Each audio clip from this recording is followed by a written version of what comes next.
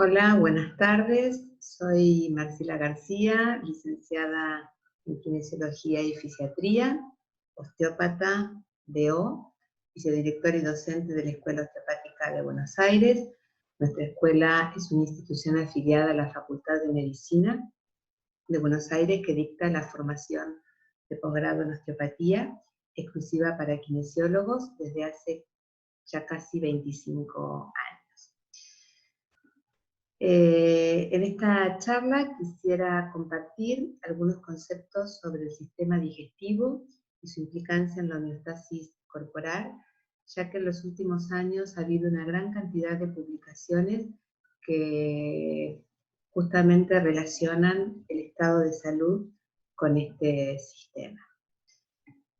Entonces, la primera pregunta para formularnos sería: ¿cómo influye este sistema sobre la homeostasis corporal? En general, cuando nos referimos al sistema digestivo, solemos considerar a la función digestiva como aquel proceso a través del cual los alimentos son degradados y metabolizados a sustancias que puedan ser, a moléculas que puedan ser utilizables a nivel celular para conseguir la energía necesaria para el mantenimiento de la vida. Pero en realidad, ese proceso digestivo que se realiza a través de acciones mecánicas y químicas bajo un control riguroso neuroendocrino, lleva implícito interacciones mucho más complejas que son las que explican las repercusiones fisiológicas sistémicas. Como sabemos, este proceso digestivo se lleva a cabo en diferentes órganos con funciones específicas que se extienden desde la cavidad craneal, por la cavidad torácica, hasta la cavidad abdominopélvica. Dato que a nosotros como osteópatas nos resulta relevante porque nos marca la influencia de esta relación continente-contenido. Y sabiendo esto, los segundos interrogantes que quizás debiéramos formularnos es: ¿dónde ocurre este proceso digestivo? O sea, ¿qué estructuras participan de este proceso? ¿Qué ocurre en cada una de esas estructuras para poder entender la función? Y fundamentalmente también cómo ocurre para poder entender los mecanismos de cómo se desarrolla esa función. Si podemos respondernos estos interrogantes, seguramente habremos entendido la normalidad de este proceso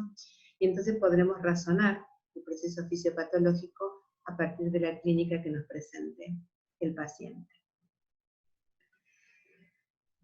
Sabemos que el sistema digestivo está formado por dos grupos de órganos, uno que representa el tubo digestivo o tracto digestivo propiamente dicho, y otros órganos digestivos accesorios. En este caso, quiero concentrarme particularmente en lo que es el tubo digestivo y especialmente en algunas características de su estructura histológica que creo que nos permitirá comprender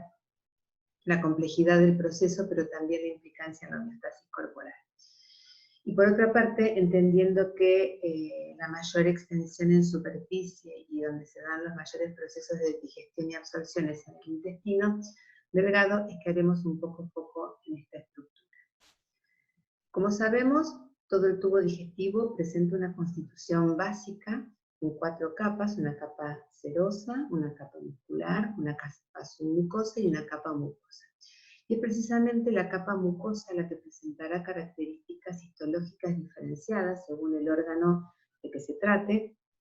y en relación a la función que desarrolle ese órgano. Pero dentro de esas diferencias funcionales, a lo largo de todo el tubo digestivo, podemos encontrar en esa capa la presencia de un plexo nervioso propio, ¿sí? Bueno, el mientérico que está en la capa muscular, y el submucoso, que va a regular precisamente de manera autónoma las secreciones y la motilidad gastrointestinal, pero la presencia de otras dos estructuras muy importantes y que desde hace unos años esta parte, fundamentalmente una, están siendo motivo de muchas líneas investigativas. Y una precisamente es la presencia de tejido linfoide asociado a la mucosa, que si bien no es el único lugar que se encuentra, sino que este tejido linfoide, que es parte, componente del sistema inmunitario, está presente también en la piel, en el tracto respiratorio,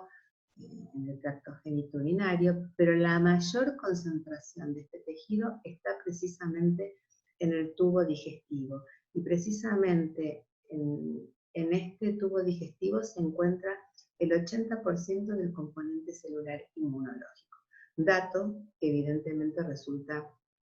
relevante para poder empezar a entender ya la implicancia de este sistema.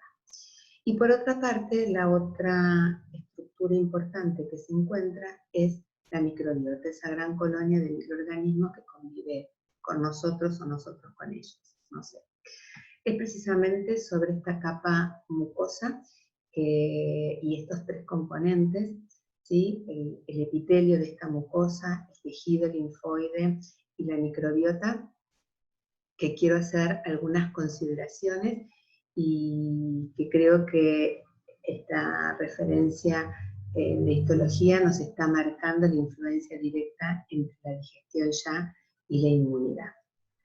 Así, la mucosa intestinal representa una gran barrera de protección, donde el tejido linfoide obviamente va a ser el guardián que va a regular la respuesta inmunitaria, acorde al comportamiento bacteriano o microbiano y a la entrada de los patógenos dependiente de la permeabilidad epitelial, teniendo en cuenta que si bien las bacterias no representan el único factor, pero su comportamiento es un condicionante directo de la respuesta inmune, como así también un regulador de la secreción de sustancias de neurotransmisores que van a tener una implicancia directa sobre las funciones locales relacionadas con el tubo digestivo, pero también con funciones relacionadas con el sistema nervioso central.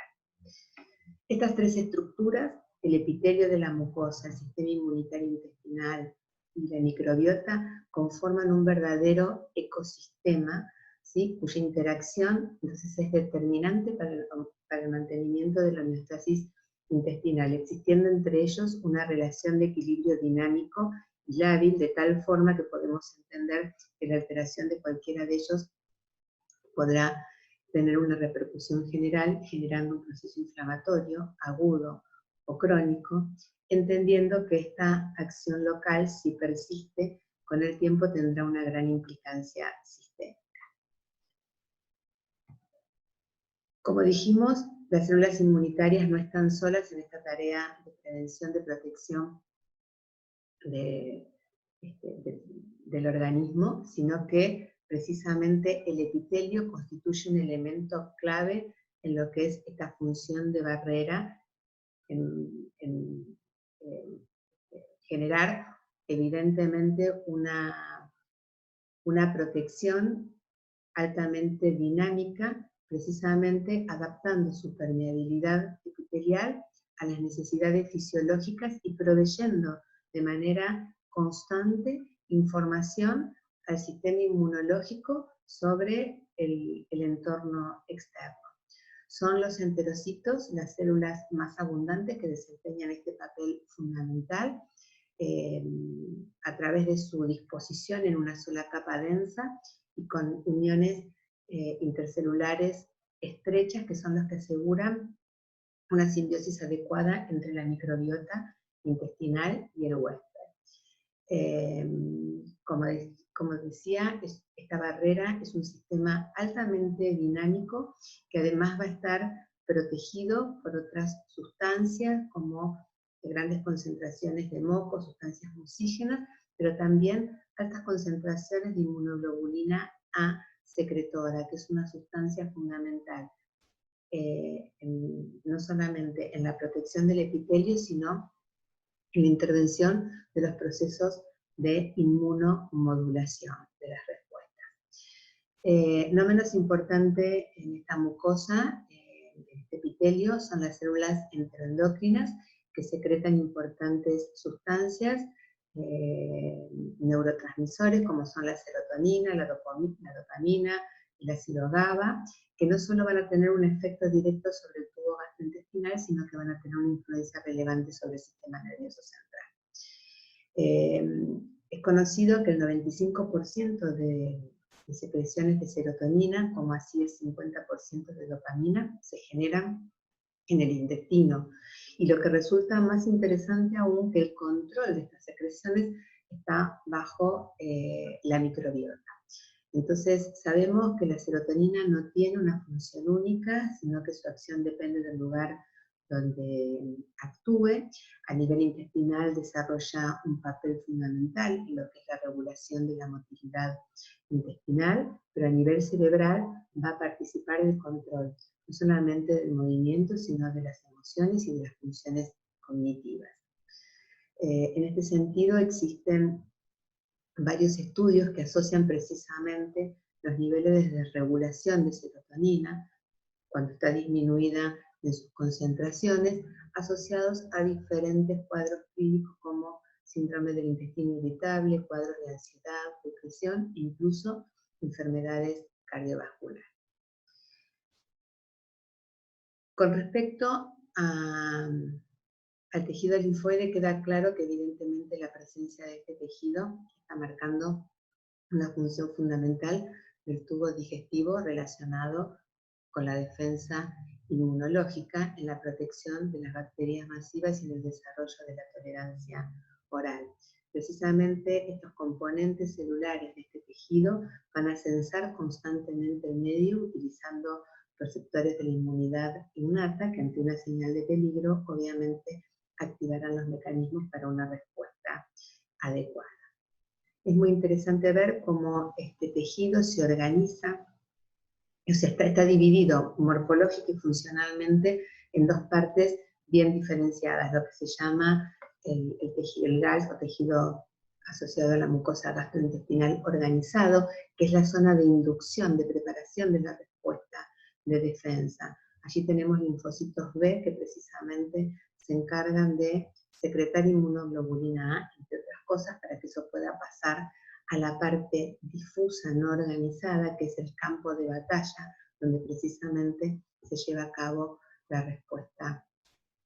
de defensa, ¿sí? Y donde precisamente esa inmunoglobulina secretada en este tejido organizado por los linfocitos B, en este tejido intraepitelial, donde hay mayor concentración de leucocitos precisamente intraepiteliales en la membrana propia, hace que también las células plasmáticas conviertan esta inmunoglobulina A en inmunoglobulina A secretora, que como dijimos es determinante de la respuesta inmune, de los mecanismos de inmunomodulación y del mantenimiento de la permeabilidad. Entonces vemos como este tejido es parte del sistema inmunológico, es donde las células del organismo interactúan a la vez con las bacterias y con las células inmunitarias. Y de los resultados de estas interacciones va a depender que el organismo genere la tolerancia ante los elementos presentes en el intestino, ya sea de origen alimenticio o de algún microbio externo, o por el contrario desencadene la respuesta de protección defendiéndose del patógeno. El otro componente fundamental que hablamos, dijimos que es la microbiota, y este también es un tema que está siendo abierto muchas líneas investigativas en los últimos años, esa gran colonia de microorganismos que conviven de manera simbiótica en nuestro cuerpo, y especialmente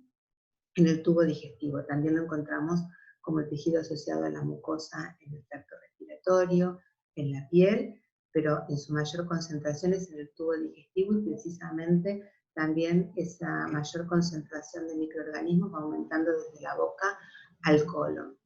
Esta microbiota desarrolla importantes funciones que tienen una implicancia sistémica, y tal es así de su relevancia funcional que hoy se habla de la microbiota como un verdadero órgano, que va a ser determinante en la homeostasis intestinal, participando de la regulación de la respuesta inmune, como así también dijimos, regulando la biosíntesis y la secreción de todos esos neurotransmisores, sustancias favorecedoras en el desarrollo neurológico y en el metabolismo general. Esta microbiota, la mayoría de los microorganismos, si bien hay bacterias, hongos, virus y algunos parásitos y algunos otros, pero la mayor concentración son bacterias buenas pertenecientes a más de 400 especies diferentes, que deben cumplir con una función específica, además de controlar a las bacterias oportunistas. Es interesante considerar que la microbiota es algo adquirido, aunque ya los últimos estudios han descubierto algunas presencias de microbiotas en líquido amniótico en la placenta y en el cordón umbilical. Pero en general suele decirse que es adquirida, que se adquiere al nacer. La primera colonización está dada por las bacterias de la madre durante el canal del parto. Por eso, cuando nacen por cesárea, tienen más que ver con bacterias pertenecientes a la microbiota de la piel que en el canal vaginal, y posteriormente con la lactancia materna. Su madurez se alcanza entre los 2 o 3 años, lo que marca la importancia, ¿sí?, de los primeros años de vida en lo que es el desarrollo del sistema inmune. Posteriormente, obviamente, se va a seguir desarrollando con la dieta, que va a ser determinante, pero no el único factor. También el contexto donde vivimos, el estilo de vida, el estrés, la toma de antibióticos u otros fármacos, como así también diferentes enfermedades. Lo que es importante es que cada individuo tiene una composición que es única, que es específica de cada persona, es como una huella dactilar, tanto desde un punto de vista cuantitativo como desde un punto de vista cualitativo. Entonces, a partir de esto entendemos que el desarrollo equilibrado es primordial para el buen funcionamiento, no solamente de la digestión y el metabolismo, sino del desarrollo del sistema inmune. En relación con su función protectora, participa del efecto barrera, colaborando en el mantenimiento del pH necesario para el equilibrio bacteriano, y también participa en ese proceso de competición por el espacio entre bacterias comensales y patógenos, evitando bien el sobrecrecimiento bacterial y o la proliferación de un patógeno. Desde la acción metabólica participa de múltiples procesos, entre ellos en la fermentación de hidratos de carbono y en la formación de ácidos grasos de cadena corta, sustancias importantes que, entre otras cosas, van a generar una protección a nivel de la mucosa y del epitelio, ayudando a la absorción de agua, promoviendo de esa manera a la regularidad intestinal. Y además tienen, esos ácidos grasos de cadena corta tienen una implicancia fundamental en el efecto antiinflamatorio, o sea, en el estímulo de la secreción de citoquinas antiinflamatorias, por lo cual participan en este proceso en los mecanismos de inmunomodulación. Asimismo, participa de la regulación en el almacenamiento de grasa, modulando los procesos de lipogénesis y la oxidación de ácidos grasos, y también favorece la absorción de minerales como el calcio, el magnesio, el hierro, y la producción de vitamina K, determinando una influencia directa en toda la repercusión sobre el metabolismo óseo. Dentro de su función trófica, como dijimos, estimula el sistema inmune, favoreciendo la expresión de estos linfocitos T reguladores que tienen que ver con estos procesos de inmunomodulación, contribuyendo a los procesos de reparación del daño de la mucosa intestinal, como así también al control de las respuestas inmunitarias locales y sistémicas según el agente estresor de que se trata. De esta manera podemos ver cómo la microbiota, o podemos entender en realidad cómo la microbiota juega un papel clave en nuestro organismo, influyendo en el desarrollo y funcionamiento de los sistemas inmunitarios, el sistema endocrino y el sistema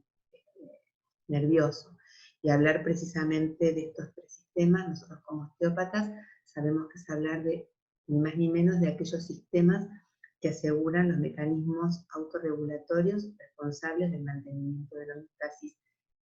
corporal. Entre varias investigaciones, hay una generada por un proyecto europeo coordinado por investigadores del Consejo Superior de Investigaciones Científicas, donde han podido demostrar que una microbiota sana aumenta precisamente la expresión, entre otras cosas, ¿no? Del receptor de dopamina en el cerebro. Y eso contribuye a regular por vías neuroendocrinas el apetito, el metabolismo de la glucosa y el peso corporal, como así también por vía inmunológica puede regular la inflamación asociada a la obesidad y al estrés crónico. También han demostrado la influencia de la microbiota en el neurodesarrollo y en la influencia en la respuesta al estrés, que a su vez obviamente va a influir en el futuro riesgo de desarrollar patologías crónicas, metabólicas o mentales. Hoy se sabe, a través de todas estas investigaciones, bueno, ya hace un tiempo, que el intestino tiene una constante comunicación con el cerebro de manera bidireccional, formando lo que se conoce como eje intestino-cerebro o eje intestino-microbiota-cerebro. Esta compleja comunicación se realiza a través de la producción de las diferentes sustancias generadas por la microbiota y por las células enteroendócrinas, que van a viajar por vía sanguínea, como así también las citoquinas, ¿sí? Por vía linfática y las otras sustancias por vía sanguínea hacia el cerebro. Y de esta manera, este eje conforma un sistema dinámico bidireccional de forma que, así como el cerebro recibe influencia desde la microbiota a través de los mediadores químicos aferentes que pueden modular aspectos del comportamiento como ansiedad, estrés, etc., de la misma forma el cerebro envía señales eferentes al intestino que pueden modificar su funcionamiento en relación a la motilidad, la absorción y la secreción. En esta comunicación, la vía neural está representada preferentemente por el nervio vago. O sea, el nervio vago es la vía más representativa a nivel nervioso de este eje. Y es importante porque hasta hace no muchos años se creía que este nervio solo actuaba por vía eferente, regulando la motilidad del tubo gastrointestinal. Pero hoy se sabe que el 80% de sus fibras son aferentes sensoriales, que van a hacer sinapsis con las terminaciones nerviosas de las células intestinales, llevando la información del intestino al cerebro, lo que también ha abierto nuevas líneas de investigación intentando determinar las influencias precisamente de la normalización de la microbiota y su repercusión sobre diferentes patologías psiquiátricas, neurodegenerativas, reumáticas, metabólicas, autoinmunes. Y precisamente en los últimos años se ha estudiado mucho al respecto y se ha podido demostrar también cómo determinados estados emocionales se asocian con diferentes manifestaciones gastrointestinales, como los estados de ansiedad o depresión, con diarreas, náuseas, vómitos, estreñimiento, de la misma manera que enfermedades intestinales como el síndrome del intestino irritable o la enfermedad de Crohn o la colitis ulcerosa cursan con manifestaciones de cuadros de ansiedad, depresión o neurosis. Por todo lo referido, es fácil comprender que cuando se rompe el equilibrio microbiano, o sea, que se entran en estos procesos conocidos como disbiosis, o existe una alteración en la permeabilidad del epitelio, se va a producir una actividad exagerada del sistema inmune que evidentemente va a dar lugar a una respuesta inflamatoria local y posteriormente sistémica si esta situación persiste. Debido a que la desregulación del sistema inmune se encuentra detrás de múltiples enfermedades, es por eso que actualmente se ha relacionado los desórdenes del sistema digestivo con una amplia gama de enfermedades como son el intestino irritable, diabetes de tipo 1, tipo 2, la obesidad, enfermedades autoinmunes como la artritis o neurodegenerativas, entre otras. El dato importante o que resulta interesante para nosotros como osteópatas también saber, porque tenemos muchos elementos para trabajar sobre ello, es que todas estas patologías presentan como denominador común la inflamación de bajo grado. Este proceso inflamatorio genera, obviamente, un entorno intercelular proteico que no solo va a modificar el comportamiento de células inmunológicas, sino que también va a actuar sobre células madres somáticas, endócrinas, inclusive del sistema nervioso. Y por otro lado, además, el mantenimiento de una inflamación de base mantiene un aumento de concentraciones de citoquinas proinflamatorias, fundamentalmente la interleuquina 1 y la interleuquina 6, que va a alterar aún más la permeabilidad de la barrera intestinal, haciendo que se instale de esta manera, o favoreciendo la instalación de un círculo vicioso. Otros estudios muy interesantes han demostrado también que la activación del eje hipotálamo hipofisario suprarrenal, activado por situaciones de estrés, además de las respuestas inmunológicas que genera la inmunosupresión por aumento del cortisol, afectaría también, se ha comprobado que afectaría determinadas cepas bacterianas, alterando la secreción de sus productos, lo que modificaría también la secreción de estos neurotransmisores importantes, como dijimos, que son la dopamina, la serotonina, el GABA, que además sabemos que van a actuar todos sobre vías inhibitorias y son factores importantes en lo que tiene que ver también con la modulación del dolor. Y también se ha demostrado que podrían actuar, digamos, sus bajas concentraciones en sangre de todos estos neurotransmisores también podrían actuar sobre el factor de crecimiento a nivel del hipocampo y la corteza cerebral, pudiendo interferir en los procesos de aprendizaje y de memoria. Con lo cual, por todo lo dicho, podemos darnos cuenta cómo el sistema digestivo, y a través precisamente de esta funcionalidad de esta mucosa del tubo digestivo, especialmente en el intestino, tienen una implicancia directa en la buena funcionalidad digestiva, pero también en la homeostasis corporal. Esta charla tenía como objeto echar un poco de luz sobre este tema, comprender que precisamente la función digestiva, como dijimos al principio, es mucho más que la incorporación de alimentos y su degradación a moléculas utilizables por las células para conseguir su energía. Evidentemente, la anatomía macromicroscópica, como así también su fisiología, nos permite comprender que este proceso digestivo lleva aparejado mecanismos más complejos que implican una interacción metabólica, inmunológica y neuroendocrina indispensables para el desarrollo de esta función digestiva, pero entendiendo que tiene una implicancia sistémica determinante en el buen estado de salud. No es casual que Hipócrates, 400 años antes de Cristo, ya él decía que toda enfermedad tenía un origen en el intestino. Gracias a la ciencia, hoy se ha podido ir ampliando el conocimiento sobre las consecuencias entonces que tiene la ruptura de este equilibrio entre el sistema inmune, la microbiota intestinal y la mucosa intestinal. Por otra parte, también llamar un poco la atención y advertir para que podamos tomar conocimiento de la gran cantidad de estudios, investigaciones que hay y que se están desarrollando en relación precisamente a poder establecer una relación entre el deterioro de la flora intestinal y el riesgo a múltiples enfermedades. Como osteópatas, sabemos que conocer la normalidad es imprescindible para poder comprender